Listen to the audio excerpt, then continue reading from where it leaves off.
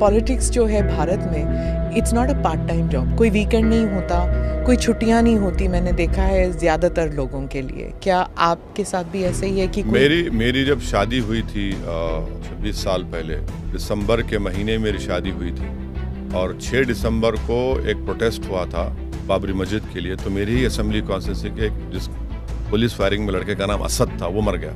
Assembly rules में 302 motion होता debate के लिए। मैं जाकर नायडू सीएम थे, बोला सर इस पर डिबेट करवाइए।